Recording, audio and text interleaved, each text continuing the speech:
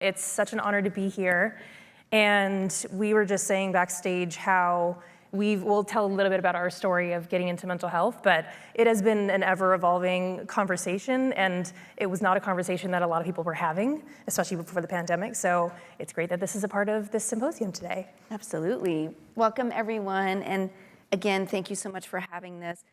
Having a mental health conversation, I think, is a bit new to our younger generations, and for a generation like myself, it was not talked about within my family. So we will share our, lived experience about my son who was diagnosed with bipolar disorder. When the doctors were asking us, is there mental illness in your family? I asked my mother, because my father had already passed, and she was like, no, nothing I can think of. And then cut to 5 years later, my mom shares that her aunt lived her entire life in a mental institution. And I was like, Mom. We're like, hey, that would have been good information for us to know on the forms we were filling out. Hello? So just breaking the ice and saying we're here to just be candid with you and share our journey and our story, and hope that we can encourage you to do the same. Yeah. Well, I guess I'll start with kind of how it all began for us. So we're a tight-knit family. It's my mom, my dad, my brother, and myself. And my brother is 14 months older than me, which had its own challenges for anybody that has a very close sibling like that. And we went off to college. I went to Cornell, and he was a year older than me at UC Irvine. And he was, he did everything right. He was a star athlete. He was rushing a frat. He was popular. He was apparently handsome. That's none of my business. I'm a sibling. This is not White Lotus. And everything was going great. And then suddenly an event happened on campus that changed his brain chemistry forever. So and changed our family forever. My husband and I did all the work to raise two beautiful, talented kids, and they both went off to great universities. Mina went off to Cornell, our son went off to UC Irvine, and we were like, okay, whew. And when this death happened on campus, that happened right in front of my son went to his aide to save his life and keep him alive. And this was the trauma that unlocked a predisposition to a mental illness that we didn't know was in our family. And it pulled the rug out from underneath our small, core, tight-knit family that was always there for each other, and we didn't know how to navigate it. And we felt like we were a family that were progressive thinkers and seekers and wanted to understand the body and wanted to understand the mind and constantly searching. And all of a sudden we found ourselves in an atmosphere where we had no idea how to navigate it, and there was no path there for us to navigate. So we just had to start stumbling our way through it. And coincidentally, I was a psychology major, but I was across the country when all this was going down. And so I was kind of dealing with my own guilt in a way of not being there, because how this kind of unfolded for us was, he was on the track team, and suddenly his teammates were saying he's just acting very strangely, and his coaches were saying like something's off. And at first it kind of presented as substance use disorder, because he started using a lot to self-medicate. And so we were like, okay, we need to learn about this and get him into rehab and figure out how to get his substance use under control.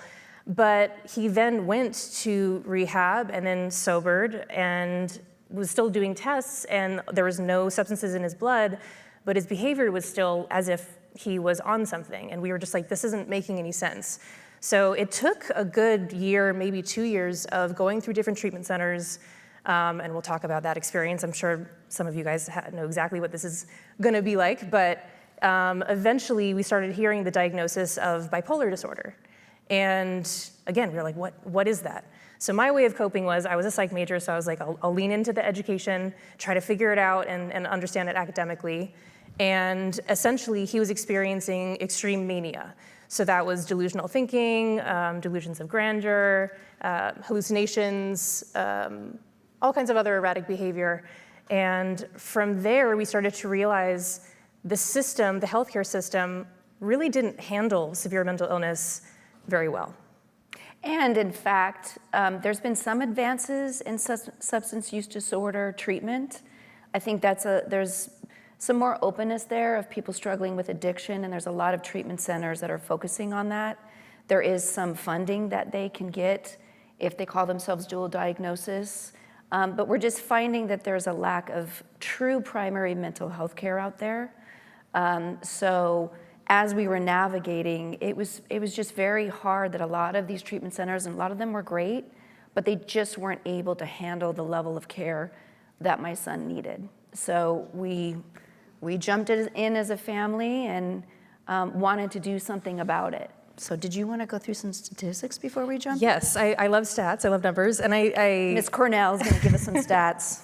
It was a long time ago, I forgot everything I learned. But yeah, so when we're talking about wellness days like this, it affects all of us. So the numbers are, it's 1 in 4 people are gonna experience a mental health crisis in their lifetime. And to be honest, that's underreported because that's just what people admit to. And as we know, there's a lot of stigma. Treatment, 50% of adults with mental illnesses receive treatment. And a lot of that has to do with stigma, but a lot of it has to do with access to treatment because a lot of people can't afford it. And even if you can, it's still incredibly difficult to maintain treatment because a lot of the times this will break apart families, and Absolutely. Without support, when you have a severe mental illness, that can be a very tough thing to navigate. And then for substance use disorders, that's 18.1% of adults have a substance use disorder in their lifetime. And a serious mental illness, 5.5 in adults, 14.1 million. And again, in our opinion, it's underreported, underrecognized, undertreated. So. Oh, and I wanted to note too, for us, this story of my brother experiencing this at the age of, 19? Yeah. That is the vast majority because it's 50% of mental illnesses begin by age 14 and 75% by age 24. So this is right when kids are leaving high school, going into college, or going into the workforce.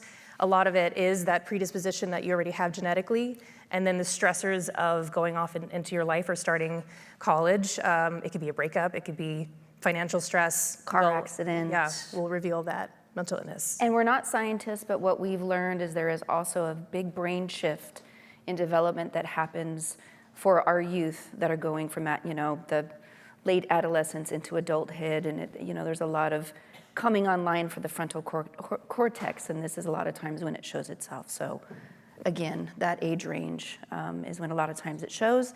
But then there's a lot of people that live with this for a very long time, and I know plenty of people that have been white knuckling it until the age of 50, and then finally got a proper diagnosis and then said, oh, that's what I was dealing with all these years. And how sad is that it took until 50? So we gotta break the stigma. We gotta start talking about resources and ways forward to learn about our brain and really support each other as a family and loved one units. And I want to talk a little bit more.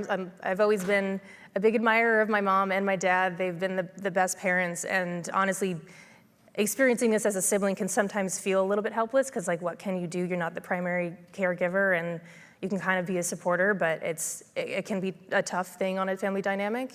And it's especially difficult when you're a parent dealing with a child who's 18 plus, because when your child is under 18, you still have supervision. You can still admit them into treatment, whether it's their consent or not, you have that say. But for a lot of people, as we're saying, it's at 18 and over when they're now technically an adult and they have to consent even when they're in a manic episode or they're hallucinating, which is not the best scenario.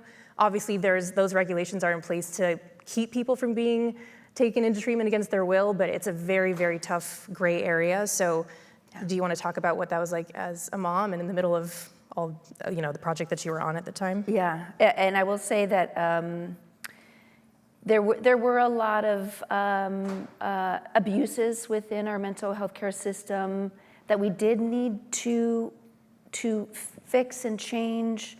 There was a lot of institutionalization that was happening.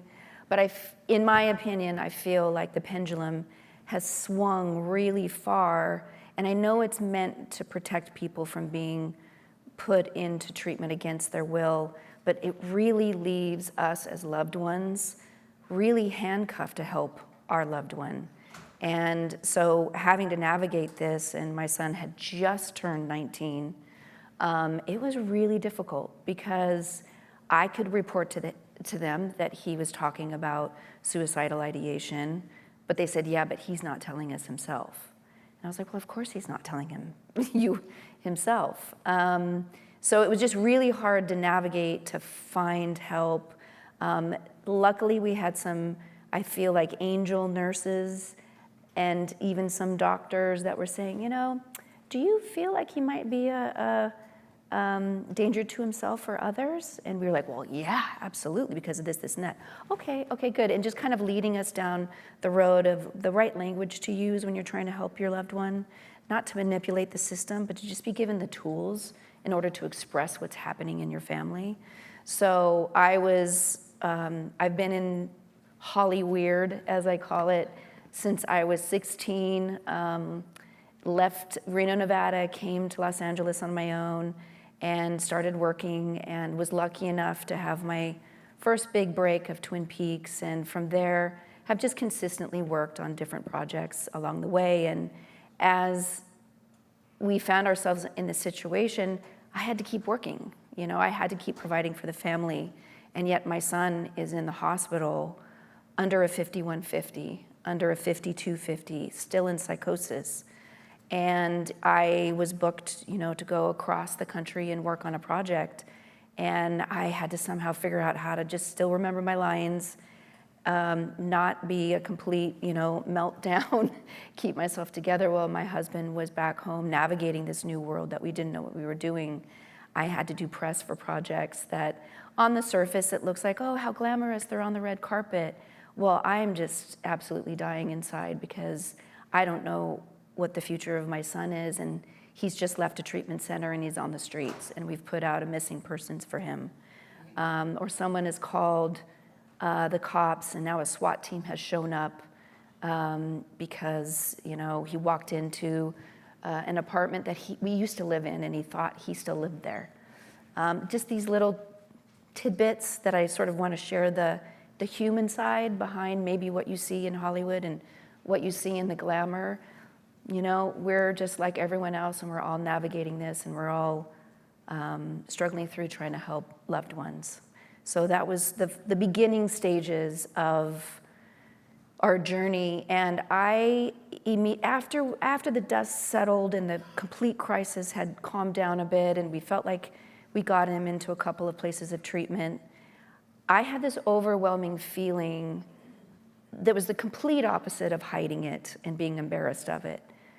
We were learning tools from other families sitting in those waiting rooms of the emergency room or the psychiatric hospital, and just sharing with another family going, have you experienced this? And what do we do now? And I just thought, this is not okay.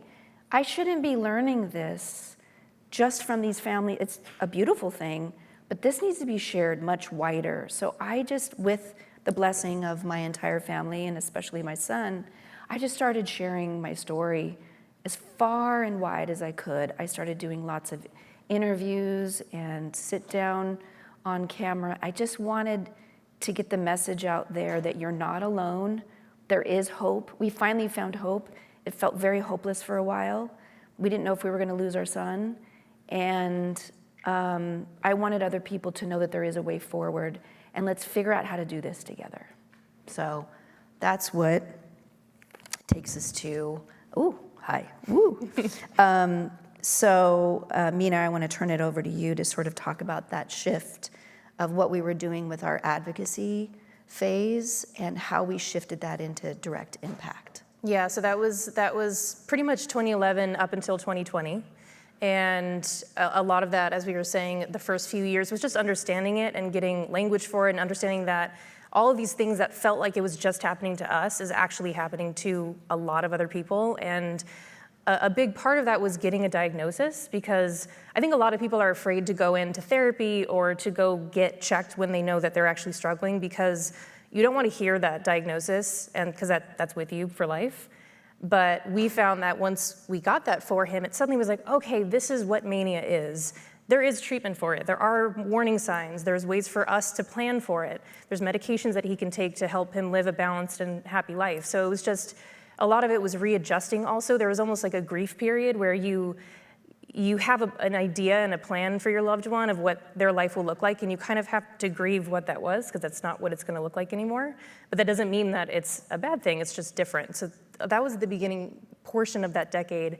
And then it started getting really frustrating, because we started to see that it wasn't getting better. There wasn't more funding going to mental health wings in hospitals. There wasn't a lot more. In fact, opposite, they were being shut down. They were being shut down left and right.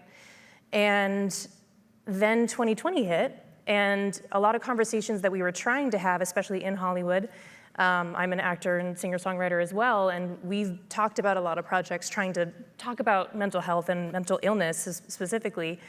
And people were just like, it's really important, it does affect all of us, but people aren't ready to have that conversation yet. It's too personal, it's too vulnerable.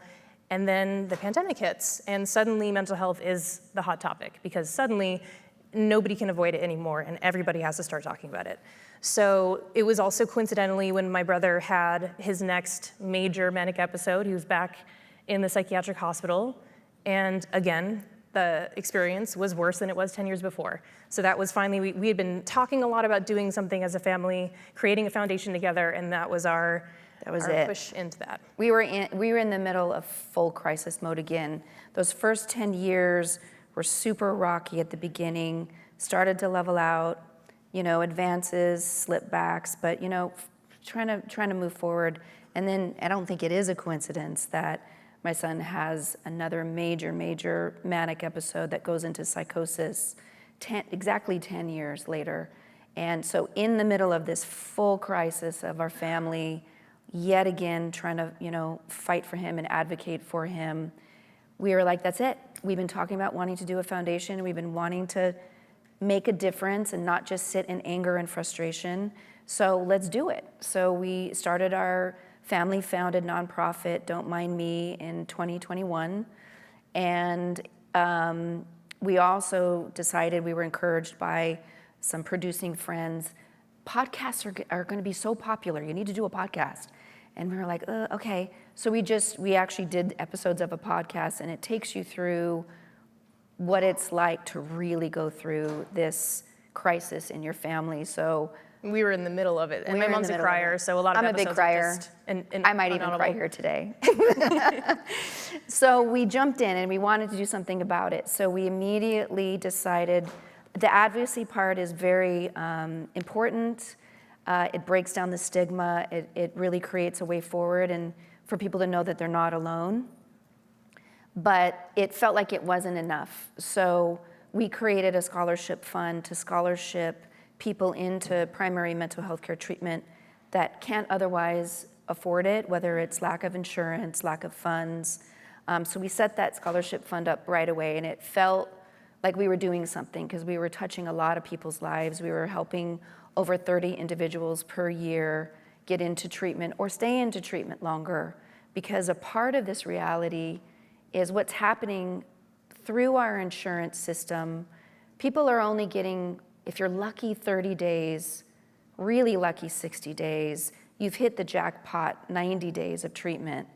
It takes your brain at least 3 to 6 months to heal from an episode of mania or depression. Our experience has been it takes about a year for our son to get back on its feet. It's like a heart attack for the brain. It's the same kind of scientific damage that happens within the brain. And so this insurance system that's skewing these for these small amounts of time, it's not enough. And we need to fight for longer term care. So that's what we were trying to provide with our scholarship fund. And then that took us to, that's great, and we're helping a lot of people, but what's frustrating is there's very few primary mental health care treatment out there. And so we decided, well, we need to provide an actual place that you can go. So we're in the development phase of opening our own mental wellness campus in Palm Springs that can take you through all levels of care, crisis intervention, detox, sobering center, into residential treatment for a long-term approach, and then out to stepping down to levels to help you get back on your feet. And it's not just what you're doing with the medication and the therapies. You've got to really support someone, give them tools to get back on their feet. So vocational services, making sure that we're treating all different types of people from all walks of life. So that's the big dream that we're working toward now, and these are very clear steps that we've been putting out with our foundation to try to make a difference. And we just found that my parents live in Palm Springs now, and that I will say is because of me. I took my dad on a golf trip to Indian Wells, and he never left. But we just found that that was also a place that we often went to for recovery, and a lot of people do. It's a great valley. It's considered the valley of recovery, and a lot of people go for substance use disorder. But my brother's experience and a lot of people's experiences, if you have any kind of underlying mental illness, you may get sober, but then you're not actually treating the mental illness. And we just felt like there was such an opportunity there where there's already this kind of recovery community to also have something that's primary mental health that treats both sides of addiction and mental illness. And we're really excited about the campus because, I mean, at the end of the day, it's what we wish we had 15 years ago for my brother. And again, we can sit in that anger, or we can just try and make it better for the next family going through. And I think, again, if it's 1 in 4 people in this room that have mental health issues, that means all of us are affected. 100% of us have a mom, a sibling, a kid, a friend who's struggling or who has struggled. And we've just seen, when you're going from a psychiatric hospital to a rehab to a residential, you lose so many people along the way of transitioning from one care facility to the next. And that's for many reasons, whether it's like your insurance didn't cover the move, or that person goes and uses in between the trip, or they don't have enough beds from one place to the next. And we just love the idea of having a campus where it's all in one facility, all in one campus, and you have a treatment team that knows you from beginning to end, so you're not losing information and data along the way. And it's re-traumatizing when your loved one has to discharge, somehow get transported safely, have to go through the whole admission process again, the whole story again, treatment team that maybe doesn't totally know your full picture. Sometimes they would drop off medications for my son that were essential and would start throwing him back into mania. So just having all of these levels on one, wellness campus, I think is a way forward, and hopefully showing that this could be a pilot program for a lot of other people to follow and see what we're doing on this campus, along with research. The mental health field is so far behind other fields in the healthcare space. And the research part of it, what's great about our campus is we'll have a big population that you can show what medications are working for what diagnoses, what therapies are working for certain types of people, and being able to share that wealth of knowledge with everyone, because this has to be a communal effort, a nationwide effort. Just one treatment center is not going to completely change it, although we're going to have a big ripple effect. But we have to do this together, and we have to share information and stop working in silos. And we've, what I've loved already in the conversations I've had in these rooms today is that, like, we didn't even really think about it, but we're like, oh, this is a family business in a way, which didn't even like cross our minds. We're like, oh yeah, this kind of applies to us as well. But it's been a really great process for us as well as, like, I don't call myself a caregiver, but as the support system where, and especially you, which we'll talk about, but if you are the loved one that's taking care of a loved one, I bet you're not taking care of your own mental health in the way that you probably should. I had to learn that. And I think it's interesting because I wonder if this didn't happen to us and to me, if I ever would have gone to therapy. And I don't think I would have, but it was through that where we were constantly reminded, oh, you need to be taking care of yourself as well. And I think a lot of people who are high functioning or can manage stress well and can kind of, again, white knuckle it through life, you can manage it, so why would you go to therapy and why would you need to adjust anything for your mental health? But this kind of forced us into the space where we're like, well, we can preach it, but we need to actually do it as well. And so that's been an incredible process to not only, this has brought us together as a family and helped us manage our family dynamic and work together both as loved ones and in a business type of setting, but to learn how to take care of yourself as a caregiver. So, you talk about, because you, especially during Riverdale, that was a really, really tough time because you were filming during the pandemic. My brother was going through a major manic episode. You were out of the country filming in Canada.